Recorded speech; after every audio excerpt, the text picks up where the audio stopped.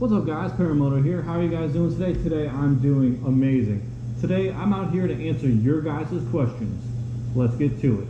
So guys, welcome to the Paramoto Show. This is the first time that I've done a sit-down video like this, and I'm here to answer your questions.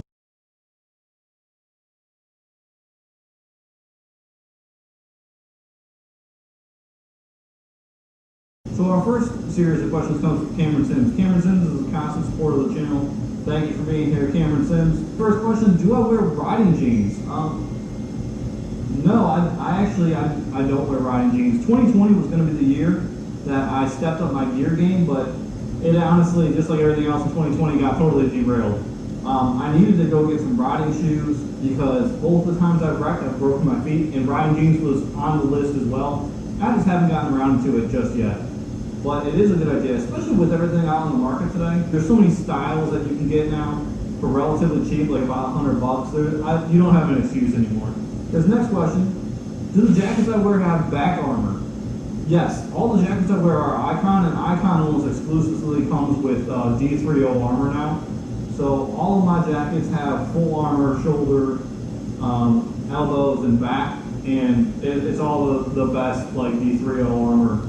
You know, that really fancy stuff that like hits hard when you hit it. Like, you know, anytime you get struck by an object, it immediately like, you know, goes like into like a shock hardness. That's in all of my jackets. So yes, I do have back armor in all my jackets. Even though I've never slid on my back during a wreck, I don't really understand the point of back armor. I'm glad I have it, I guess. But all of my wrecks I've always rolled. So it's more like elbows and hands that have really been beat up. And my feet. I broke my heel and I broke the metatarsals of my feet one day during a wreck. Not fun. Don't recommend it. So Cameron Sims' next question is, do you think getting the extended warranty on a motorcycle is worth it, even if it's transferable? That's a hard question. I don't really want to go either way on that one. That really depends on the person. On this bike right here, there is the extended warranty on it. I still have a year on it. I've never used it. I bought it for basically pennies on the dollar. I think it was like $300, and they threw in 2 extra years of extended warranty on this motorcycle, so I couldn't really pass it up, and I didn't really trust the tires at the time. Now I really do. The last time it was in the shop for anything that wasn't a routine service was probably 6 months into ownership, and these bikes have a little bit of a growth spurt, kinda, where like you have to go to the shop a few times in the beginning to get things kind of sorted out. And after that, they're pretty much spot on. Like I totally trust that bike. If it was more comfortable, I would ride it from one coast to the other. I fully trust it. As in, should you get the extended warranty? Up to you. Up to you. It definitely puts your mind at ease. If it's expensive, I would say no. If it's cheaper, I would say definitely yes. But the warranties on this is great. I don't have an extended warranty on the motorcycle I just bought because I feel like after the factory 2-year warranty, you have a pretty good idea of whether or not you should keep that bike any longer. Like if the bike is breaking down within the first couple of years, that bike needs to be hitting the old dusty trail. This one, I wouldn't have any problem keeping this well after its warranty is done. But that's really up to you. Next question from Cameron Sims. What is my ideal dream track bike? My ideal track bike is an R6 that's been like wrecked and I rebuild it. So like I have this pipe dream where I want to like go on like Cycle Trader, and find a wrecked R6, rebuild it one winter, and then start tracking. There's a lot more money that goes into tracking a motorcycle than just buying the motorcycle though, as we all know. So that's far down the line, but I think one day I want to rebuild an R6 and make it into my track bike. The final question from Cameron Sims is, how many miles per year on average do you put on the 959? How many miles do I have on it right now? Let's find out.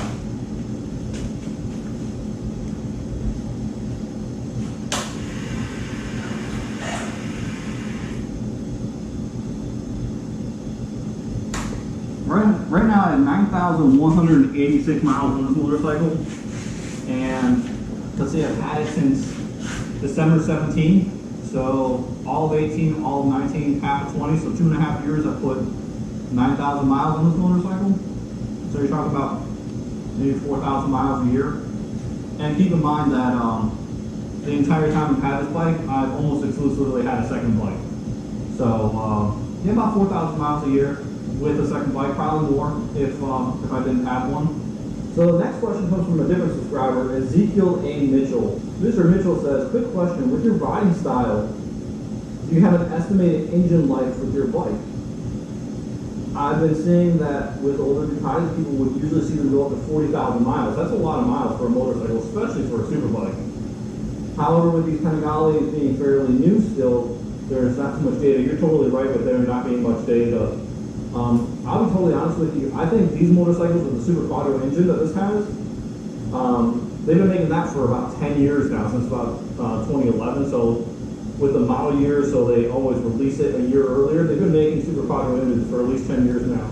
Most of the bugs are hammered out. I don't think any sort of normal street use on this motorcycle, you'll have any sort of concern about the engine not lasting. I don't think you have any problem with that. I would say that, to answer your question, your estimated engine life on this motorcycle is probably longer than you're ever going to own it. So the next question I really threw in here because it brought back a lot of nostalgia. This is coming from a newer rider, just past his MSF Force, and it brought back a lot of feels, and I figured it would probably do the same for you guys, so you probably like to hear this as well. Thank you for this question. Thank you everybody who submitted a question, by the way. But the next question comes from JZ66654. He says, how does it feel going on the highway, speed limit 70 miles an hour? Just passed my MSF Force, so I'm a beginner. Any tips? Have a Yamaha R3, but eventually want to get a Ducati. First of all, Yamaha R3, congratulations, that's a stout bike. That's a really good beginner bike. Honestly, how does it feel going 70 miles an hour? It feels like warp speed at first. When I first got a motorcycle, this one back here, this is not my first one, but it was a Ninja 300 just like that one. I picked it up on a country road dealership, and the dealership road was 45 miles an hour.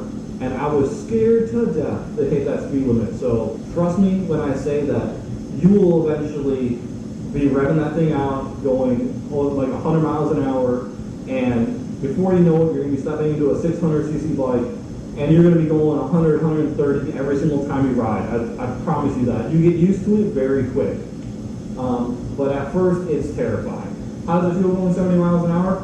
On this bike, not even breaking a sweat at 70, it's whatever. How does it feel on that bike? It feels, it feels like that bike's kind of giving you its all.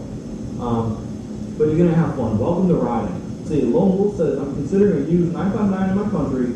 Do you think it's a good idea to buy a 959 that's a few years old, but has done less than 5,000 kilometers? And he goes on, and these are basically two separate questions. So honestly, the fit and finish on this motorcycle is, bar none, one of the best I've ever seen. Like this bike is 2.5 years old. There's not a single swirl mark on it. The paint is perfect. The mechanics are top notch. Everything works well on this bike. I would have no problem buying this bike used with 5,000 kilometers. I'm assuming that's probably about 3 miles, or about 3,000 miles is probably what that is. I don't think you would have any problems picking up a bike like this with 3,000 miles. The 899s, the previous model of these bikes, had a lot of problems with fit and finish. I won't dog them. I don't want to go into super details because I don't know them off the bat anymore. But the 959, no problem. Go pick it up if it's good. And then his second part says, what can the worst possible repairs I may have to look at, assuming the worst usage and maintenance done by the owner? The worst usage and maintenance done by the owner would be no maintenance at all. Like, if you get to this bike and like the 1,000-kilometer service hasn't been done and stuff like that, steer clear. There's a few things that you can do. You can ask to see service records, which I have all the service records on this motorcycle, or you can go to a dealership and you can ask them to do a pre-buy inspection for you. They'll be able to give you a pretty good idea of what to expect with this particular motorcycle that you buy, to make sure that it's pretty squared away. You're going to see a lot of fine examples of this motorcycle out on the used market versus like 600cc bikes. They're usually going to be more worn out. These are going to be more well taken care of, lower miles. Because the people that buy these kind of motorcycles are more mature, probably older, have a little bit more disposable income, just a little bit better I wouldn't say better, like more life experience and know how to take care of things. So ask to see the service records. If they don't have service records, pre-buy inspection. That's all I can say. I wouldn't buy any motorcycle that has no service done to it. Like you take out the dipstick and that oil is, there's like nothing to it and it's like, you know, black as the night sky. Stay away from it. Orlando Garcia asks, did you do anything on the bike to address the heat issue? No, I haven't done anything. And honestly, like I've heard a ton about the heat issue on this motorcycle. I've never experienced the heat issue on this motorcycle. I've ridden this thing in 100-degree humid days on blacktop and stop and go traffic. Never had any heat issue. There is no heat issue on the 959. With the V4, with the bigger engines, I think there is. I've heard that from the owners as well, but on this bike, there really is no heat issue. Like on Japanese bikes, they're going to run as cool as a cucumber. These are going to be a little bit warmer, as almost all twins do, especially twins approaching 1,000 cc's. The only part of this bike that I really feel is uncomfortable on is if you guys can see it, this bolt right here, right below the gas tank. As you know, with these motors, the motor is a stressed member of the chassis, so that bolt connects directly to the head, which is right next to the engine. That bolt gets hot, and it's uncomfortable sometimes. But it's not nearly uncomfortable to be a dealer breaker, to be totally honest with you. So CYD asks, what kind of jacket do you have on? Is it Ducati specific? The jackets that I use are almost Icon specific. I almost exclusively wear Icon. I'm not sponsored. I just really like Icon and their styling. The jackets that I use, that you especially see on this motorcycle, is an Icon overlord jacket. And I also wear an Icon, I think it's a conscript. This is my camo one that I wear. This is an Icon variant helmet, and I wear scorpion gloves. So Bounty Hunter has a really good question. He asks, is basically buying a bigger CC bike financially better? So what he's saying is basically buying the thing that you want off the rip instead of just buying like the low cost thing and then having to repurchase things until you're eventually spending more than the original item that you wanted. That makes a lot of sense for a lot of things. If you want tools, buy the good tools. If you want a TV, buy the good TV first, so you don't have to buy like a crap Westinghouse and then replace it. Bikes are a little bit different. Please, for the love of God, do not bring R1 to your MSF course because you're going to die. With these motorcycles, you need to basically buy something that is going to allow you to grow into it, but also won't kill you. It won't scare you away from motorcycles as well. That's one thing. If you look at like Craigslist and stuff, Craigslist is full of motorcycles that have like 300 or 400 miles on it that somebody just got too scared to ride because they bought way too much motorcycle. I would say buy something that you can grow into. If you're newer, you might want to get a 300 before you get one of these. But if you have any experience, maybe a dual sport or a 650. But I mean, yes, buying a slightly bigger bike is financially better. I would agree with you on that one. So Jimmy Amico asked a question that is along the same lines as beginner bikes. He is a retired Air Force veteran. Thank you for your service, Mr. Amico. But he wants to know what's a good 4 to 6 motorcycles that you would recommend for beginners. If you're a retired Air Force veteran, I can assume that you're probably slightly older. I think their retirement's about 20 years, so say you joined at 18, you're at least 38 years old, so you're an older gentleman. You have a little bit more maturity. You have an idea that you are immortal and not like a 20-year-old kid that's going to jump on a 600cc bike and go straight to the Rebel Lunar every single time. I would say get whatever you're comfortable on. I really like the Japanese 300s to 400s now. They're great beginner bikes. They get a foot in the door, they look great, they're super reliable, they're dirt cheap, you won't have to spend $1 to fix them, they're great bikes. If you're a little bit older, you're going to grow out of it, and you might grow out of it a little bit faster, get a 650, get a Ninja 650. The best motorcycle to begin with, though, for anybody who's a dual sport, to be totally honest with you, you might get into dual sporting and realize that you don't even want sport bikes anymore because they're just so much fun. But airplane. Get a WR250, get a GRZ 400. They're basically made to be dropped. You can get supermoto kits for them, so you can have a street bike and a dirt bike all wrapped up into one. There's nothing but good things about dual sports. So our next series of questions comes from Paul D.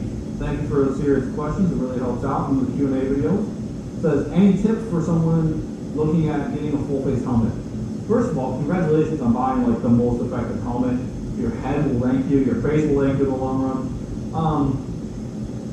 Any tips? I would say go to a dealership, try them on. Every single manufacturer has a different cut. So like the icons are more intermediate oval. They fit my head a little bit better than like a bell.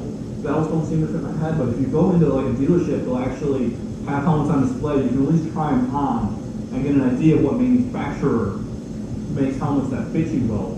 So if you go in and you try on an icon and you're like, oh man, this feels like I'm putting a square peg in a round hole, maybe you need to try something out. But really, just go to the store. Go to like a cycle gear. You can find a cycle gear anywhere in the country, basically.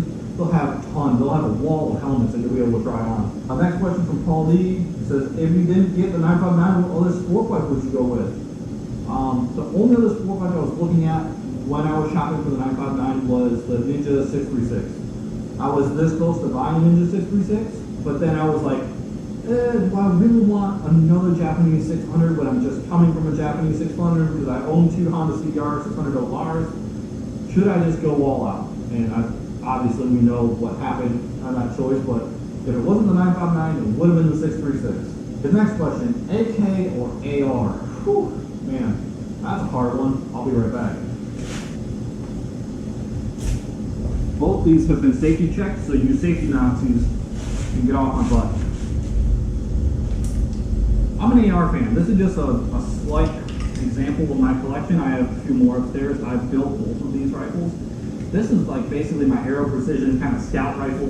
This would be the rifle that I would take if literally I was never coming home. It's got a primary arms 1-6 on it, so it's a 1-6 power scope, edge reticle, so it doesn't really need any batteries. With this rifle, I bought everything that I wanted off the rip instead of buying it. Like Bounty Hunter's question about buying a bigger bike. I bought everything I wanted off the rip, so I would not have to replace a single thing. This whole build cost me about $1,000, and I got literally every single thing I wanted out of this. From a rifle length gas system to the optics that I wanted. The internals are great. I might put it in the trigger pack, but I kind of like the standard AR trigger. It won't ruin me for any other gun that I might buy in the future. This is my most recent gun. This is a PSA build. I wanted to do this build a little bit cheaper, and I love the way that a pistol, since it has this brace, looks with this ridiculous 40-round magazine. I love it. But yeah, this is a PSA build that I'm going to be doing this winter. It's fully functional now, but I'm going to do a bunch of things to this. From a red dot to OD green Cerakote to I'm definitely putting a trigger in this gun. It's got a 7.5-inch barrel, so the barrel actually ends right here, and it has a giant muzzle brake. So I'm going to take that 7.5-inch barrel out. I'm sorry, the 7-inch barrel. I'm going to put a 10.5-inch, which will bring me out to about here. So this is basically for car ops. Like if you needed a rifle to go get groceries, this is the rifle that I bring. There's a lot of reasons why I like the AR platform. From the fact that they're super easy to build to the fact that they're the most common gun in the country where I live, which is the United States. So I'm more likely to find parts, accessories, ammo for this gun. So, and they're so plentiful. Everything's so plentiful with this rifle. You can make them anything you want. AKs are great guns. If I lived anywhere else besides the US, I'd probably have an AK, not an AR, but an AR can literally, it's like the chameleon of rifles. Like it can be anything you want it to be. It can be a tiny, tiny guy like this. It could be a scout rifle like this. Do whatever you want. You can make it a designated marksmanship rifle. I have basically a GI style rifle upstairs. They're great guns. I love them. So AR or AK? AR. All right. Let's grab my notepad. Got my $1,800 notepad here. Paulie asks, next question, favorite adult beverage? Besides for the fact that there's neons for beer up in this garage, I'll be honest with you, I'm kind of abstaining from alcohol right now. So, but when I do drink, I like Corona. Corona's my favorite. So, Stacy Ned asks, any story behind your tattoos? I have basically like a full sleeve of tattoos. There's no story. I just love B-horror movies, like all the horror movies that kind of make you laugh. Those are the kind of style of tattoos I like to get. My first tattoo I have was from the inner booklet of my favorite Cycle Band CD. I have a Nosferatu tattoo right here. I don't think you've ever seen that one on a ride. Except typically wearing a jacket. But yeah, no meanings besides I like horror stuff. Next question from Stacy Nett again. Will you ever do a track day? Yes, it's in the works. Not with this bike, but with either a rented 600 or 600 that I rebuild. The track day is in the works. I have this pipe dream where I build a 600. Like I said, like when I answered Cameron Sims' question, I want to build a 600, have a trailer that I designate for track use, maybe covered, maybe not, and I'll have like a tent and all the stuff that you need for track.